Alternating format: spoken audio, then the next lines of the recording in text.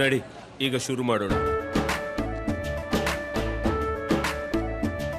ಕೇಸರಿಯಿಂದ ಮನೋಲ್ಲಾಸ ಮನಸ್ಸು ಮತ್ತೇರಿ ಕುಣಿದಾಡಿದೆ ನೋಡು, ಮನಸ್ಸು ಮತ್ತೇರಿ ಕುಣಿದಾಡಿದೆ ನೋಡು. ಕ್ಷಣ ಕ್ಷಣವೂ ಆಚರಿಸಿ ಕೇಸರಿ ಹಬ್ಬ. ವಿಮಲ್, ಬಾಯಲ್ಲಿ ಹೇಳಿ ಕೇಸರಿ. ಬಂಗಾಳ ಕೊಲ್ಲಿಯಲ್ಲಿ ವಾಯುಭಾರ ಕುಸಿತ ಆಗಿರುವ ಹಿನ್ನೆಲೆ ದಕ್ಷಿಣ ಕನ್ನಡದಲ್ಲಿ ಧಾರಾಕಾರ ಮಳೆಯಾಗ್ತಾ ಇದೆ. ಸಮುದ್ರ ಪ್ರಕ್ಷುಬ್ಧಗೊಂಡಿದೆ. ಜಿಲ್ಲಾಡಳಿತ ಕಡಲಿಗೆ ಇಳಿಯದಂತೆ ಎಚ್ಚರಿಕೆ ನೀಡಿದೆ. ಮೀನುಗಾರರ ಬದುಕಿಗೆ ಲಂಗರು ಹಾಕಿದಂತಾಗಿದೆ. ಈ ಕುರಿತ ಒಂದು ವರದಿ ಇಲ್ಲಿದೆ ನೋಡಿ.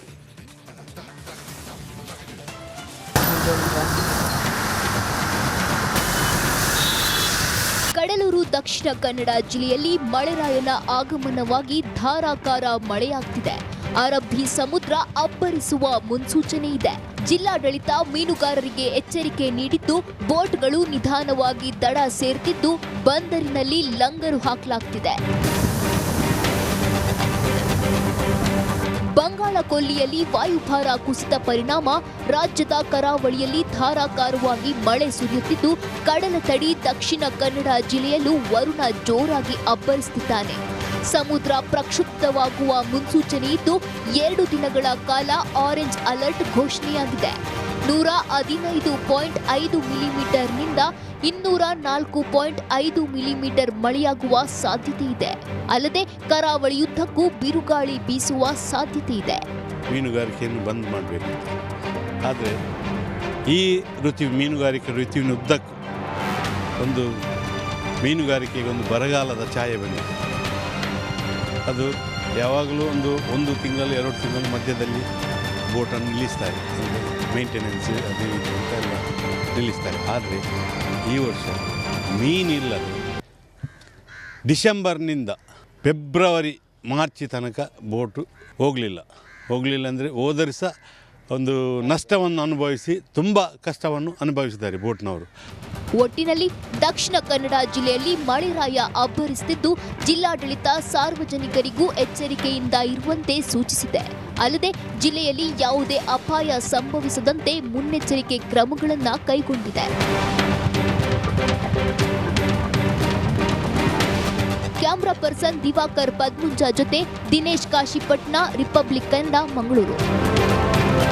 ಸಾಲು ಅಪರಾಧಗಳಿಗೆ ಹಿರಿಯ ಪೊಲೀಸ್ ಅಧಿಕಾರಿಗಳ ತಲೆದಂಡನೆ ಆಗಿದೆ. ಇದರ ಮಧ್ಯೆ ಅವಳಿ ನಗರದ ದಶಕದ ಬೇಡಿಕೆಯೊಂದನ್ನ ಈಡೇರಿಸಿದ್ರೆ ಇಷ್ಟೆಲ್ಲ ಆಗ್ತಾ ಇರಲಿಲ್ಲ ಅಂತಾರೆ ಸ್ಥಳೀಯರು. ಹಾಗಾದ್ರೆ ಆ ಬೇಡಿಕೆ ಏನು? ಯಾಕೆ ಅಧಿಕಾರಿಗಳು ನಿರ್ಲಕ್ಷ್ಯ ತೋರಿಸಿದ್ರು? ಅದರ ಬಗ್ಗೆ ಒಂದು ರಿಪೋರ್ಟ್ ಇಲ್ಲಿದೆ ನೋಡಿ.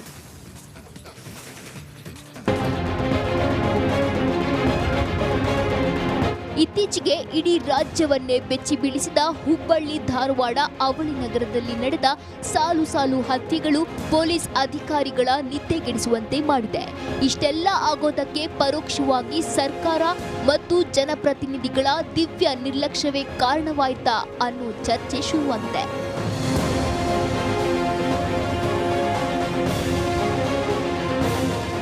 ಯಾವುದೇ ನಗರ ಅಥವಾ ಪ್ರದೇಶದ ಜನಸಂಖ್ಯೆ ಮತ್ತು ಅಪರಾಧ ಪ್ರಕರಣಗಳ ಸಂಖ್ಯೆ ಹೆಚ್ಚಾದಂತೆ ಅಲ್ಲಿ ಹೆಚ್ಚುವರಿಯಾಗಿ ಹೊಸ ಪೊಲೀಸ್ ಠಾಣೆ ಸ್ಥಾಪಿಸೋದು ಸಾಮಾನ್ಯ. ಆದರೆ 16 ವರ್ಷಗಳಿಂದ ಹುಬ್ಬಳ್ಳಿ ಧಾರವಾಡ ಅವಳಿ ನಗರದಲ್ಲಿ ಜನಸಂಖ್ಯೆಗೆ ತಕ್ಕಂತೆ ಪೊಲೀಸ್ ಠಾಣೆಗಳೇ ಸೃಷ್ಟಿಯಾಗಿಲ್ಲ. ಆದರೂ ಒಂದೇ ಒಂದು ಠಾಣೆ ನಿರ್ಮಿಸಿಲ್ಲ ಎಂದು ಕರವೇ ಕಿಡಿಕಾರಿದೆ. ಹುಬ್ಬಳ್ಳಿ ಮತ್ತು ಧಾರವಾಡ ಮಹಾನಗರಗಳಿಗೆ ಹೆಚ್ಚುವರಿ ಪೊಲೀಸ್ ಠಾಣೆಗಳು ಬೇಕಂತೇಳಿ 2-3 ಸಾರಿ ನಾವು ಮನವಿಯನ್ನು ಕೊಟ್ಟಿದ್ದೈತಿ. ಈ ಹಿಂದೆ ಜನವರಿಯಲ್ಲಿ ಸಹ ನಾವು ಹೆಚ್ಚುವರಿ ಪೊಲೀಸ್ ಠಾಣೆಗಳು ಬೇಕಂತ ಆಗ್ರಹಿಸಿ ಹೆಚ್ಚಿನ ಸಂಖ್ಯೆಯಲ್ಲಿ ಹೋರಾಟವನ್ನು ಮಾಡೋದ್ರ ಮೂಲಕ ಮಾನ್ಯ ಜಿಲ್ಲಾಧಿಕಾರಿಗಳ ಮುಖಾಂತರ ಮಾನ್ಯ ಮುಖ್ಯಮಂತ್ರಿಗಳಿಗೆ ಒಂದು ಮನವಿಯನ್ನು ಸಲ್ಲಿಸಿದ್ದೀವಿ. ಅಕಸ್ಮಾತಾಗಿ ಅವತ್ತಿನ ದಿನ ಏನಾದರೂ ಜಿಲ್ಲಾಡಳಿತ ಹೆಚ್ಚಿಕೊಂಡು ಹೆಚ್ಚುವರಿ ಪೊಲೀಸ್ ಠಾಣೆಗಳನ್ನು ಮಾಡಿದರೆ ಇವತ್ತಿನ ಈ 1-2 ತಿಂಗಳಲ್ಲಿ ಏನು ಕೊಲೆ ಸುಲಿಗೆಗಳಾಗಿದ್ದಾವೆ, ಬಲಾತ್ಕಾರ ಆಯಿತು, ಇವೆಲ್ಲವುಗಳನ್ನು ತಡೆ ಹಿಡಬಹುದು ಅಂತೇಳಿ ನಮ್ಮ ಅನಿಸಿಕೆ. ಸದ್ಯ ಮಹಿಳಾ, ಸೈಬರ್ ಮತ್ತು ಸಂಚಾರ ಠಾಣೆಗಳನ್ನು ಹೊರತುಪಡಿಸಿ ಹುಬ್ಬಳ್ಳಿಯಲ್ಲಿ 11 ಹಾಗೂ ಧಾರವಾಡದಲ್ಲಿ 3 ಪೊಲೀಸ್ ಠಾಣೆಗಳಿವೆ. ಹಾಗೆಯೇ ಸಿಬ್ಬಂದಿ ಕೊರತೆಯೂ ಇದೆ. ಹೀಗಾಗಿ ಈಗ 2 ಹತ್ಯೆಯ ಬಳಿಕ ಹೊಸ ಠಾಣೆಯ ಬೇಡಿಕೆ ಮತ್ತೆ ಮುನ್ನೆಲೆಗೆ ಬಂದಿದೆ. ಈ ಬೇಡಿಕೆ ಪರಿಶೀಲಿಸುತ್ತೇವೆ ಎಂದು ಕಾನೂನು ಸುವ್ಯವಸ್ಥೆ ವಿಭಾಗದ ಎಡಿಜಿಪಿ ಆರ್ ಹಿತೇಂದ್ರ ಭರವಸೆ ನೀಡಿದ್ದಾರೆ. ಸಿಬ್ಬಂದಿ ಜಾಸ್ತಿ ಮತ್ತು ಪೊಲೀಸ್ ಸ್ಟೇಷನ್ ಹೊಸದಾಗಿ ಎಲ್ಲಿ ತೆರಿಬೇಕು ಅದ್ರ ಬಗ್ಗೆ ನಾವು ಒಂದು ರಿವ್ಯೂ ಮಾಡ್ತಾ ಇದ್ದೀವಿ. ನಾವು ರಿವ್ಯೂ ಮಾಡಿ ಅದು ಪೂರ್ತಿ ನಾರ್ದನ್ ರೇಂಜ್ದು ಕೂಡ ರಿವ್ಯೂ DG ಅವರು ಮಾಡಿದ್ದಾರೆ. ರಿವ್ಯೂ ಮಾಡಿ ಎಲ್ಲೆಲ್ಲ ಹೆಚ್ಚಿಗೆ ಪೊಲೀಸ್ ಸ್ಟೇಷನ್ ಅವಶ್ಯಕತೆ ಇದೆ ಅದನ್ನು ಮಾಡ್ತೀವಿ. ಅವಳಿ ನಗರಕ್ಕೆ ಹೆಚ್ಚುವರಿ ಠಾಣೆಗಳು ಬೇಕಿರೋದು ಗೃಹ ಸಚಿವರಿಗೂ ಗೊತ್ತಿರುವ ವಿಷಯ. ಗೃಹ ಸಚಿವ ಪರಮೇಶ್ವರ್ ಅವರು ಈ ಹಿಂದಿನ ಅವಧಿಯಲ್ಲಿ ಗೃಹ ಸಚಿವರಾಗಿದ್ದಾಗಿನಿಂದಲೇ ಈ ಬೇಡಿಕೆ ಇದೆ. ಇನ್ನಾದರೂ ಸಂಬಂಧಿಸಿದ ಜನಪ್ರತಿನಿಧಿಗಳು ಅಧಿಕಾರಿಗಳು ಎಚ್ಚೆತ್ತುಕೊಳ್ತಾರಾ ಕಾದ್ ನೋಡಬೇಕಿದೆ. DV Kammar, republic Kannada, Dharwad.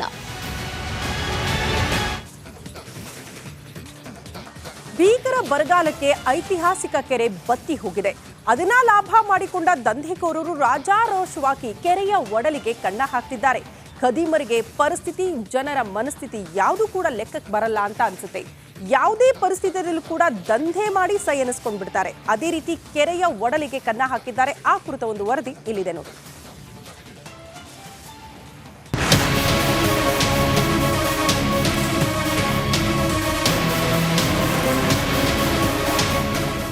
ಭೀಕರ ಬರಗಾಲಕ್ಕೆ ಐತಿಹಾಸಿಕ ವಿಕ್ಟೋರಿಯಾ ರಾಣಿ ಕೆರೆ ಖಾಲಿಯಾಗ್ತಿದೆ. ಗದಗ ಜಿಲ್ಲೆಯ ಮುಂಡರಗಿ ತಾಲೂಕಿನ ಡಂಬಳ ಗ್ರಾಮದ ಕೆರೆ ಬರಿದಾಗ್ತಿದೆ. ಒಂದು ಕಡೆ ಕೆರೆ ಬತ್ತಿ ಹೋಗ್ತಿದ್ದು ಹಾಡ ಹಗಲೇ ಕೆರೆಯ ಮಣ್ಣು ಲೂಟಿಯಾಗ್ತಿದೆ. ಇಟ್ಟಿಗೆ ಭಟ್ಟಿಗಳ ಪಾಲಾಗ್ತಿದೆ.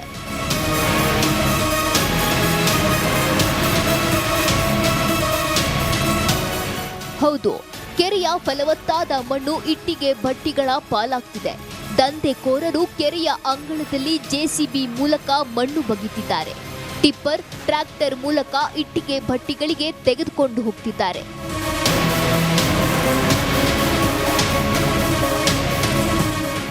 ಗದಗ ಜಿಲ್ಲಾ ಮುಂಡರಗಿ ತಾಲೂಕಿನೊಳಗೆ ಐತಿಹಾಸಿಕ ಡಂಬಳ ಕೆರೆ ನಾವು ರಾಣಿ ವಿಕ್ಟೋರಿಯಾ ಕೆರೆ ಅಂಥೇಳಿ ಎಲ್ಲರೂ ಅದನ್ನು ಕರೀತಾರೆ. ಈ ಬೇಸಿಗೆ ಒಳಗೆ ಏನದು ಒಣಗೈತಿ ಅದನ್ನು ಹೋಳೆತ್ತ ಸಂಬಂಧ ಏನೆಲ್ಲ ರೈತರು ಅಡ್ಡಾಡಕತ್ತಾರ. ಅದ್ರೊಳಗೆ ಇವರು ಮಣ್ಣಿನ ಮಾಫಿಯಾದವ್ರು ಎಂಟ್ರಿ ಆಗಿ JCB ಹಚ್ಚಿ ಆಮೇಲೆ ಈ ಟಿಪ್ಪರ್ ತೊಗೊಂಡು ಕೋಟ್ಯಾಂತರ ರೂಪಾಯಿ ಬೆಲೆ ಬಾಳ್ತಕ್ಕಂಥ ಮಣ್ಣನ್ನು ಅವರು ತಮ್ಮ ವಾಣಿಜ್ಯ ಚಟುವಟಿಕೆಗಳು ಅದನ್ನು ಬಳಸ್ಕೊಳಾಕ್ತಾರೆ. ಈಗ ಇಟ್ಟಂಗಿ ಮಾಡಿ ಪುಕ್ಕಟ ಮಣ್ಣು ತೊಗೊಂಡು ಇವರು ಇಟ್ಟಂಗಿ ಮಾಡಿ 7 ರೂಪಾಯಿಗೆ ಒಂದು ಇಟ್ಟಂಗಿ ಮಾರಿದರೆ ಕೋಟ್ಯಾಂತರ ರೂಪಾಯಿ ಅದಕ್ಕೆ ಅವ್ರಿಗೆ ಆದಾಯ ಆಗ್ತೈತಿ. ಸರ್ಕಾರದ ಬೊಕ್ಕಸಕ್ಕೆ ಅದು ಲುಕ್ಷಣ ಆಗ್ತೈತಿ. ಜಿಲ್ಲಾಡಳಿತ ತಕ್ಷಣ ಅದಕ್ಕೆ ಕ್ರಮ ಕೈಗೊಳ್ಳಬೇಕು. ಅದೇನು ಮಣ್ಣು ಐತಿ ಫಲವತ್ತಾದ ಮಣ್ಣು ರೈತರ ಜಮೀನಿಗೆ ಹೋಗಬೇಕು. ಈ ಮಣ್ಣು ಮಾಫಿಯಾಗೆ ಸ್ಥಳೀಯ ಅಧಿಕಾರಿಗಳ ಕುಮ್ಮಕ್ಕಿರುವ ಆರೋಪ ಕೇಳಿಬಂದಿದೆ. ಕೋಟ್ಯಾಂತರ ರೂಪಾಯಿ ಮಣ್ಣು ಉಚಿತವಾಗಿ ಇಟ್ಟಿಗೆ ಭಟ್ಟಿಗಳ ಪಾಲಾಗ್ತಿದೆ. ಇದರಿಂದ ಸರ್ಕಾರಕ್ಕೂ ಯಾವುದೇ ಆದಾಯ ಬರ್ತಿಲ್ಲ. ಇನ್ನಾದರೂ ಜಿಲ್ಲಾಡಳಿತ ಅಕ್ರಮವಾಗಿ ಮಣ್ಣು ಸಾಗಾಣಿಕೆಗೆ ಬ್ರೇಕ್ ಹಾಕಬೇಕು ಅನ್ನೋದು ಸ್ಥಳೀಯರ ಆಗ್ರಹ. ಅದು ಆ ಮಣ್ಣು ಹೂಳೆತ್ತಿದ ಮಣ್ಣನ್ನು ಇವತ್ತು ರೈತರಿಗೆ ಕೊಟ್ಟರೆ ಅದು ಸರಿಯಾಗಿ ರೀತಿಯಲ್ಲಿ ಉಪಯೋಗ ಆಗ್ತಿತ್ತು. ಅದನ್ನು ಬಿಟ್ಟು ಇವತ್ತು ಸರ್ಕಾರಿ ನೌಕರರು ಮತ್ತು ಗುತ್ತಿಗೆದಾರರು ಸೇರಿ ಅದನ್ನು ಇದು ಇಟ್ಟಂಗಿ ಮಾಫಿಯಾದವ್ರಿಗೆ ಅದನ್ನು ಮಾರಾಕೂತಾರ. ಆ ಮಾರೋದ್ರಿಂದ ಇವತ್ತು ಅವರು ಕಮರ್ಷಿಯಲ್ ಆಗಿ ಕೋಟ್ಯಾಂತರ ರೂಪಾಯಿನ ಲಾಭ ಮಾಡಿಕೊಂಡು ಇವತ್ತು ಸರ್ಕಾರಕ್ಕೆ ಮತ್ತು ನಮ್ಮ ಖಜಾನೆಗೆ ಲಾಸ್ ಮಾಡುವಂಥ ವ್ಯವಸ್ಥೆನ ಹುನ್ನಾರ ನಡೆದೈತಿ. ಇದ್ರ ಬಗ್ಗೆ ಜಿಲ್ಲಾಡಳಿತ ಸೂಕ್ತ ಕ್ರಮ ತಗೋಬೇಕಂತ ಕೇಳ್ಕೊಂಡು. ಸಣ್ಣ ನೀರಾವರಿ ಇಲಾಖೆಯ ಕೆರೆಯಲ್ಲಿ ಅಕ್ರಮವಾಗಿ ಮಣ್ಣು ಲೂಟಿ ಮಾಡಲಾಗ್ತಿದೆ. ಹಾಡ ಹಗಲೇ ಮಣ್ಣನ್ನ ಲೂಟಿ ಮಾಡ್ತಿದ್ರು ಅಧಿಕಾರಿಗಳು ಮಾತ್ರ ಕಣ್ಮುಚ್ಚಿ ಕುಳಿತಿರೋದು ವಿಪರ್ಯಾಸ.